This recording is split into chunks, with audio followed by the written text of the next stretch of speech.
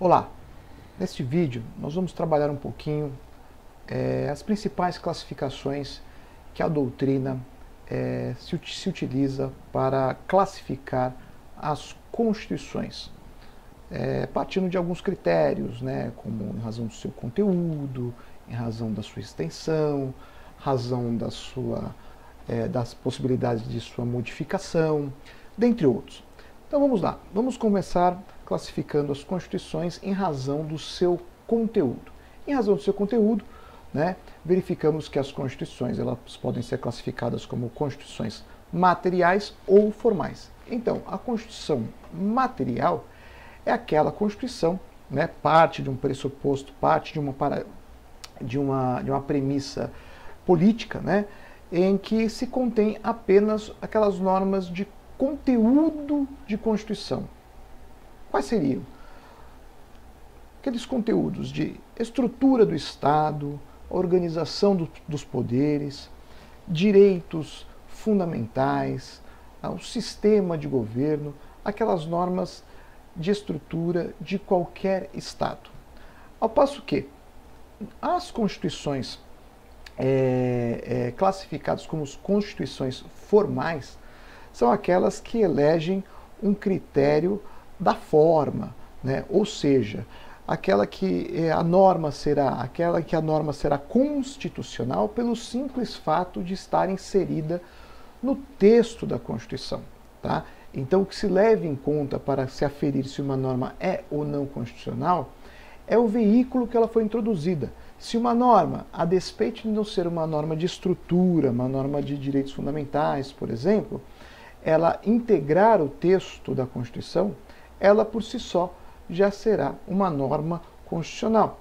Nós temos diversos exemplos na Constituição Brasileira de 88, em que algumas normas lá são normas constitucionais, mas poderiam ter sido disciplinadas em instrumentos infraconstitucionais. Por exemplo, no artigo 231, nós temos aqui no capítulo 8 dos índios, né?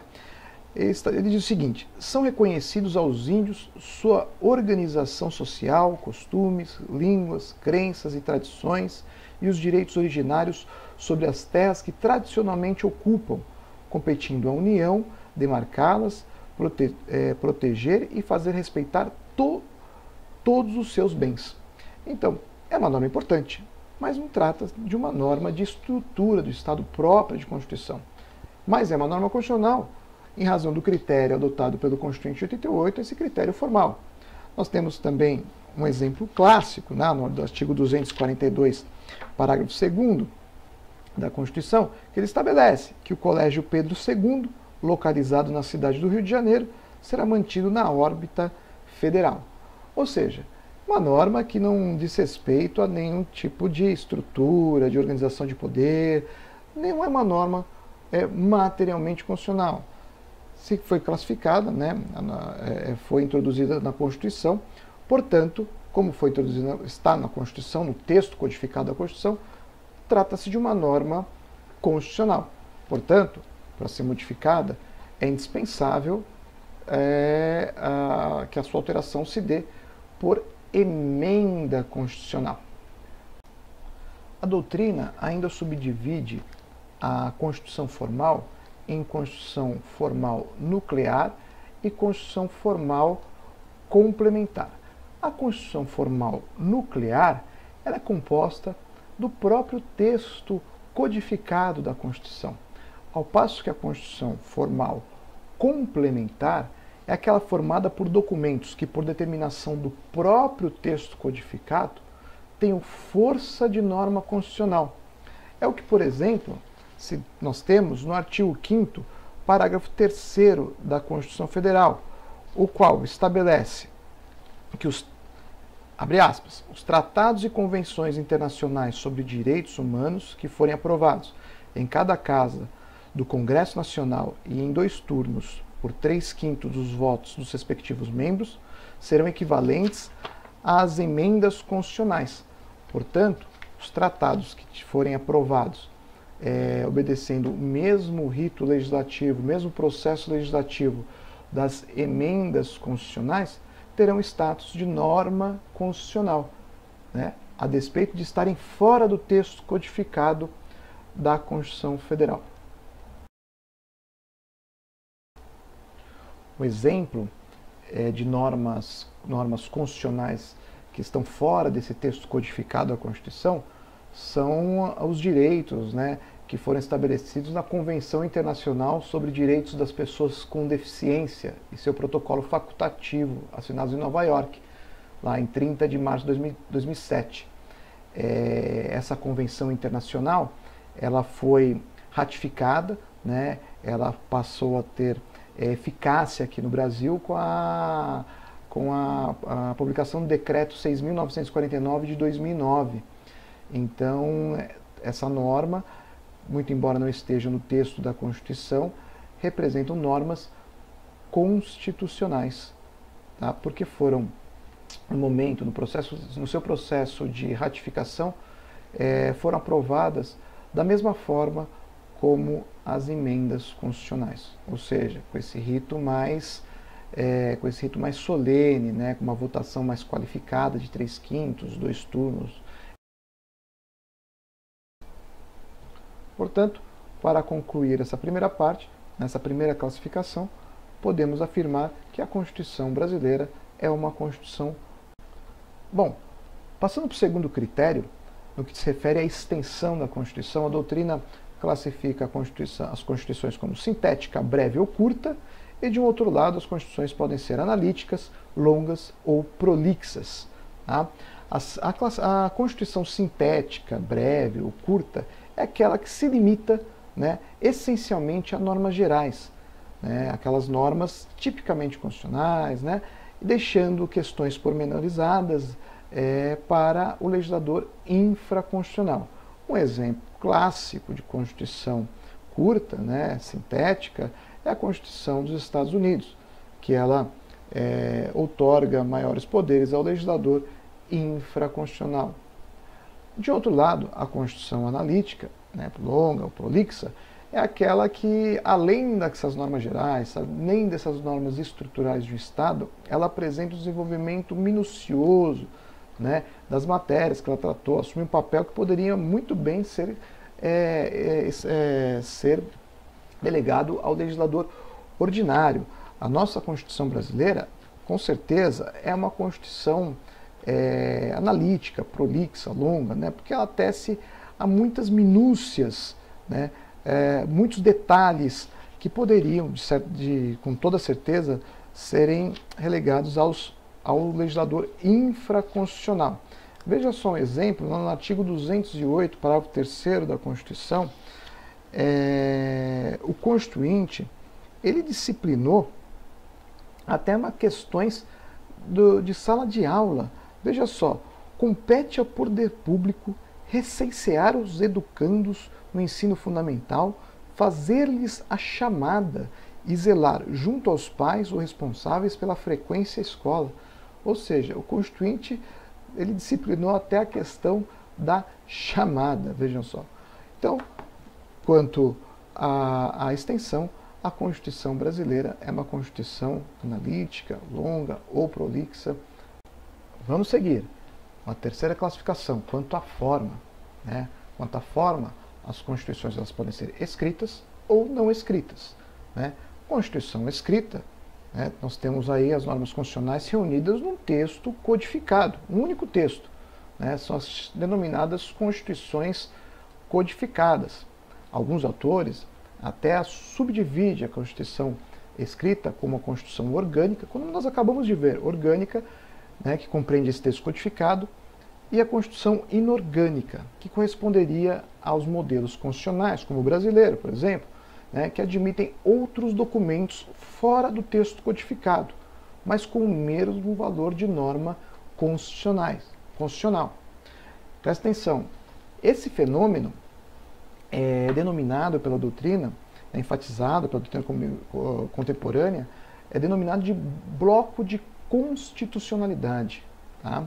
O bloco de constitucionalidade. O que vem a ser esse bloco de constitucionalidade? Né?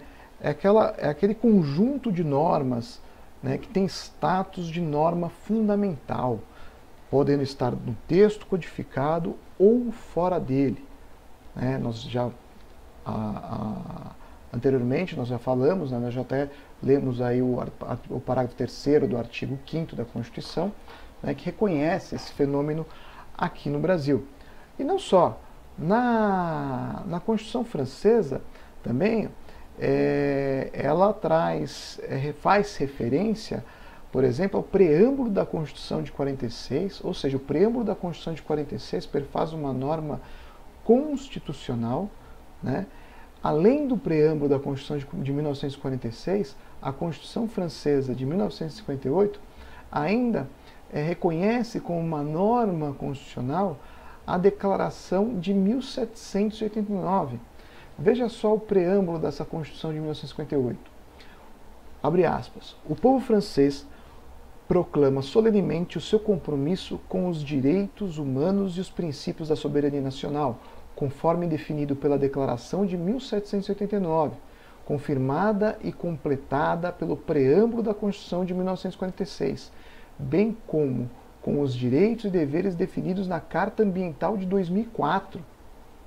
Então vejam só, a Constituição francesa, ela confere status de norma constitucional a outros instrumentos, né, fora daquele texto codificado. Tá? De outro lado, a Constituição, né, denominada não escrita, não é aquela que não está traduzida em nenhum documento, né, que está no ar. O exemplo clássico, a Constituição do Reino Unido, da Grã-Bretanha e da Irlanda do Norte, ela é extraída dos costumes, da jurisprudência, né, do common law, mas também de textos que definem normas de estrutura do Estado, os direitos fundamentais. O que a difere das constituições escritas é que elas não estão codificadas num único documento. Tá? Não significa que elas não estejam inseridas, não estejam positivadas. Não é isso. Tá? Elas não estão agregadas num único documento. Essa é a principal diferença. Tá? Nós temos hoje, né, como exemplo, a Constituição do Reino Unido, a Constituição da Nova Zelândia, né, que são constituições não escritas. Né? Portanto, parece muito simples concluir que a Constituição brasileira, dentro dessa classificação, trata-se de uma Constituição escrita. Bom, vamos seguir nossa classificação. Próxima classificação, quanto ao modo de elaboração. A Constituição ela pode ser dogmática, né, Constituição dogmática, ou histórica e costumeira. A Constituição dogmática ela sempre será escrita, ela vai surgir, vai ser preparada com base em ideias, em princípios, em dogmas, né, que prevalecem numa sociedade, num determinado momento histórico. Sempre será elaborada por um órgão constituinte. Tem um ponto inicial. Vai sofrer influência dos dogmas fundamentais que prevalecem no país naquele instante.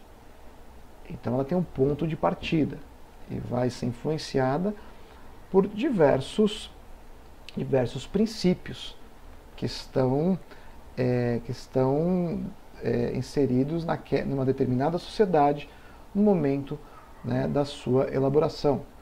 No Brasil, por exemplo, nós tínhamos um anseio anterior à Constituição de 88 de liberdade, de reconhecimento e concretização de direitos sociais, né, tanto que a nossa Constituição foi bem generosa no que diz respeito à concessão de inúmeros direitos. Né.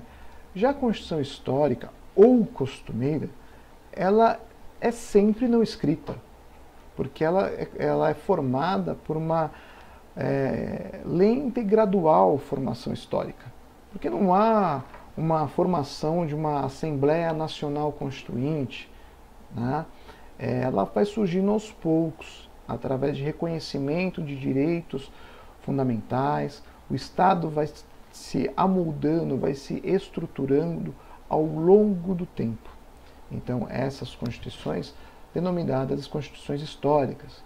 Um exemplo de uma constituição histórica costumeira é a Constituição do Reino Unido. vamos lá para uma quinta classificação. Quanto à ideologia, as constituições elas podem ser ortodoxas ou ecléticas, né? A Constituição ortodoxa é aquela que sofreu a influência de apenas uma ideologia, né? Ela é absolutamente fiel a um princípio, a uma determinada doutrina, como nós podemos verificar nas constituições liberais do século XVIII, do século XIX, a inspiração única no liberalismo, né? A Constituição americana, a Constituição francesa no pós-revolução, são constituições ortodoxas, né? Fundadas apenas em uma ideologia. Também temos nas constituições da antiga União Soviética e a Constituição de Cuba, né? A inspiração de apenas uma única doutrina social. De um outro lado, nós temos as constituições ecléticas, né? São aquelas que sofrem a influência de mais de uma ideologia. Resulta de acordos de vontades pactuados dentro de uma Assembleia Nacional Constituinte e através de um compromisso por representantes de diversas correntes ideológicas. Também é conhecida como a Constituição pragmática, compromissória ou utilitária, essas constituições denominadas como constituições ecléticas. A Constituição brasileira, a Constituição de diversos países europeus e também da América Latina podem ser tidas como constituições ecléticas, já que adotaram mais de uma ideologia quando da sua promulgação. Vamos lá, vamos seguindo. Sexta classificação, sexto critério de classificação, quanto à origem. A Constituição, quanto à origem, ela pode ser promulgada, popular, democrática ou votada, né? Aquela que é originada por um meio de um órgão integrado por representantes do povo, né? Uma Constituição democrática, aquela que é livremente discutida por representantes do povo que são escolhidos para essa finalidade específica. Portanto, a Constituição de 88 brasileira é uma Constituição, em razão de sua origem, uma Constituição promulgada, popular, votada, também chamada de democrática. Aqui eu faço só uma pequena observação. Aqui, quando nós denominamos em Constituição promulgada, ela não se refere àquela etapa final do processo legislativo, na qual o presidente, né, o chefe do executivo, ele vai promulgar uma lei previamente elaborada, né, uma lei aprovada pelo legislativo, tá? Mas sim diz respeito à sua produção de forma democrática, houve um debate dos representantes do povo, né? Então, nós temos como exemplo aqui as nossas constituições brasileiras, que foram democráticas. Nós temos a Constituição de 1891, a de 1934, a de 1946 e a de 1988. De outro lado, nós temos as constituições outorgadas. As constituições outorgadas são aquelas que são impostas, né, pelos governantes ou pelo grupo dominante, sem qualquer participação popular. Ou também se dá através de um golpe de Estado, né, ou através de uma transmissão hereditária do poder, sem qualquer liberdade de discussão. Tá? Essas constituições, elas recebem o nome também de carta. E no Brasil nós tivemos algumas constituições outorgadas, como a de 1824, a de 1937, a de 1967, são todas constituições outorgadas. A doutrina ainda classifica, em razão da origem, as constituições como cesarista ou napoleônica. Ou seja, são aquelas constituições que foram impostas pelo governante ou pelo grupo que detém o poder. Tá? Mas, uma vez elaborado esse texto por esse grupo dominante ou pelo próprio governante, ele convoca uma consulta popular e submete essa Constituição para referendá-la, né, para dar uma aparência democrática, né, uma aparência de transparência, que na verdade não existe. Tá? O nome cesarista vem de César, né, na Roma Antiga, pois ele utilizava esse expediente para a imposição de certas normas, assim como Napoleão também, quando impôs a Constituição Francesa de 1799. Nós também temos a Constituição chilena, né, do Pinochet, como um exemplo de uma Constituição cesarista.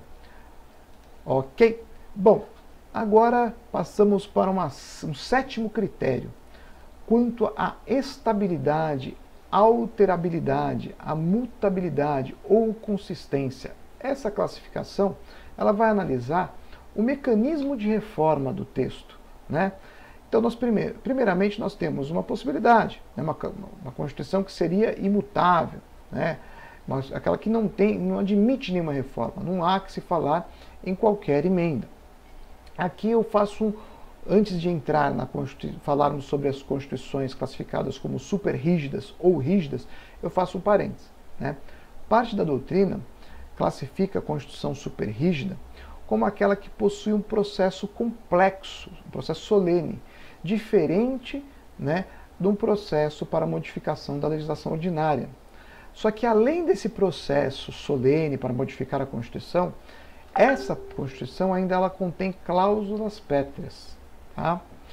Agora, uma outra parte da doutrina entende que a Constituição que tem esse processo solene e que tem cláusulas pétreas poderia também ser denominadas como constituições rígidas, né? Que seriam essas constituição rígida? É aquela que prevê processos solenes também, repletos de formalidade, para modificar o texto. São procedimentos distintos da legislação ordinária, procedimentos diferentes. Né? A legislação ordinária pode ser modificada de uma forma mais singela. A rigidez constitucional é que vai garantir a supremacia da Constituição. Okay? Nossa Constituição brasileira é uma Constituição rígida, né? Porque ela tem um procedimento mais dificultoso para se alterar. Né? Uma emenda constitucional só será aprovada quando atingir a votação de 3/5 dos membros de cada uma das casas do Legislativo e em 2 turnos de votação. Uma outra classificação seria as constituições semirrígidas ou semiflexíveis, como preferir. É aquela em que prevê procedimento solene para modificação de parte de seu texto e um procedimento mais simples, igual ao da legislação ordinária, para a sua alteração numa outra parte do seu texto. A nossa Constituição de 1824 adotou esse modelo, ou seja, uma parte da Constituição de 1824 poderia ser modificada da mesma forma, com o mesmo processo legislativo, com o mesmo quórum, né, os mesmos critérios da modificação da legislação ordinária. Uma outra parte não. Uma outra parte exigiria um procedimento mais solene, mais dificultoso. E por fim, nós temos aqui a Constituição flexível, aquela que não há processo solene para modificação do seu texto. Ela segue os mesmos critérios, os mesmos requisitos para a modificação de uma lei ordinária, uma lei infraconstitucional, né, que é o caso, um exemplo clássico é da Inglaterra. Agora aqui um detalhezinho, que uma parte da doutrina, alguns autores, como o professor Pinto Ferreira, usa a expressão Constituição plástica como sinônimo de Constituição flexível. Agora, um outro autor, Raul Machado Horta, dá outro significado para a Constituição plástica.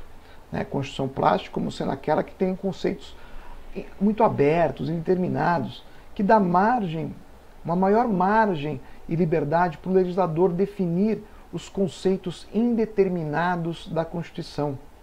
Dessa forma, o significado da Constituição poderia ser alterado por meio de lei ordinária, de acordo com as necessidades de cada momento histórico, sem a necessidade de uma emenda constitucional.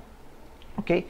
Fica só essa observação final para não confundir, dependendo da doutrina que vocês vão pegar, pode-se ter, então, a Constituição plástica como sinônimo de Constituição flexível e a Constituição plástica como aquela Constituição que admite que o legislador infraconstitucional ampliar ou até reduzir e adaptar a Constituição de acordo com o momento histórico.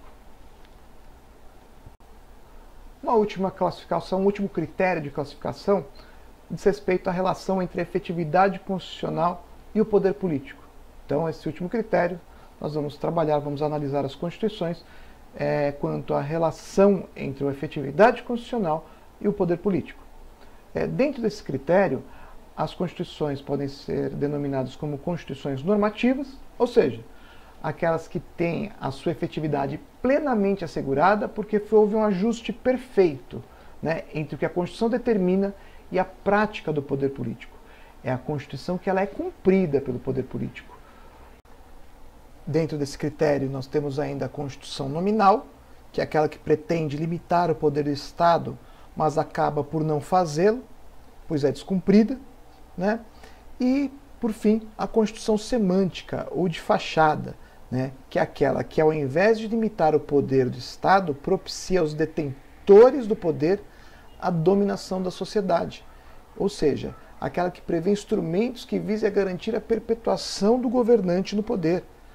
Um exemplo foi a nossa Constituição de 1937, né, conhecida como polaca. Previa a possibilidade de o presidente destituir o legislativo e, portanto, né, não sendo um instrumento de dominação. Com isso, nós fechamos essa primeira parte de classificação das constituições.